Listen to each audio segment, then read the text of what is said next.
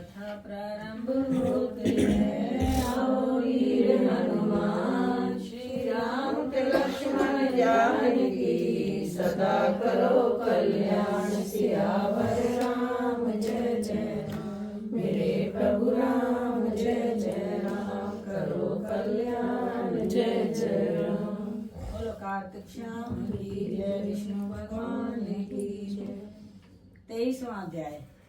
नैमिषारण्य तीर्थ में सूत जी से इतनी कथाएं सुनने के बाद ऋषि मुनियों ने निवेदन किया, हे सूत जी, अब आप कृपा करके भगवान के चरणों से उत्पन्न हुई गंगा जी का महात्म्य सुनाइए। तब सूत जी बोले, हे ऋषियों, इस संबंध में नारद मुनि ने जो कुछ राजा पृथु से कहा था वही मैं तुमको सुनाता हूँ, ध्यान पूर्वक सुनो। समस्त देवताओं और दैत्यों को उत्पन्न करने वाले महर्षि कश्यप जी की 2 पत्नियां थी। एक पत्नी का नाम अदिति था और दूसरी का दिति। अदिति के पुत्र देवता कहलाए तथा दिति से दैत्यों की उत्पत्ति हुई।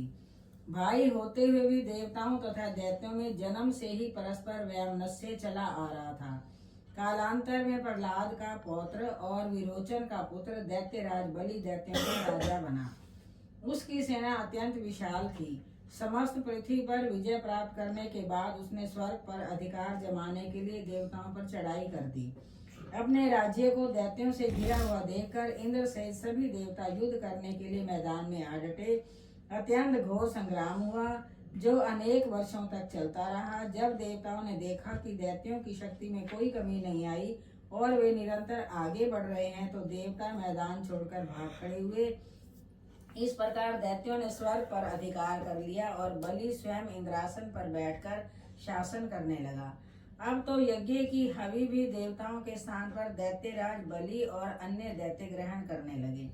अपने पुत्रों अर्थात देवों को दुखी और आश्रयहीन देखकर अदिति देवताओं की जय तथा दैत्यों की पराजय के निमित्त तपस्या करने के लिए हिमालय पर्वत पर चली गई। वहां कुछ काल तक फलाहार, कुछ काल सूखे पत्ते तथा कुछ काल केवल पवन का आहार करती रही। फिर पैर के पंजों पर खड़ी होकर भगवान का तप करने लगी। इस प्रकार अदिति ने 1000 वर्ष तक उग्र तप किया। दिति के पुत्र मायावी राक्षस इस घोर तप से चिंतित होकर राक्षसी माया द्वारा देवताओं का रूप धारण करके अदिति के पास आकर बोले, हे माता, हमारे लिए आप इतना घोर तप क्यों कर रही हैं?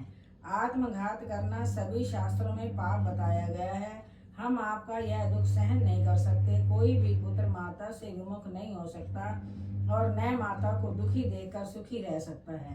हे माता जी, शास्त्रों का कथन है कि जिसके घर में कल्याणकारिणी माता नहीं तथा प्रिय बोलने वाली पतिव्रता स्त्री नहीं, उसका जीवन निरर्थक है।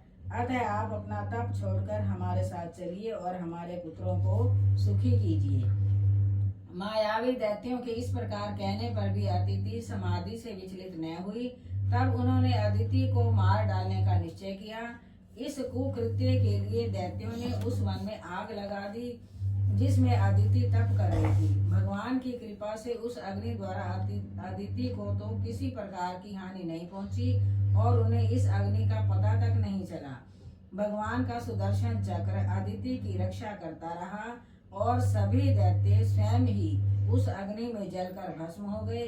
इस प्रकार देवताओं का फिर से स्वर्ग पर अधिकार हो गया। बोलो कार्तिक श्याम की जय, विष्णु भगवान की जय।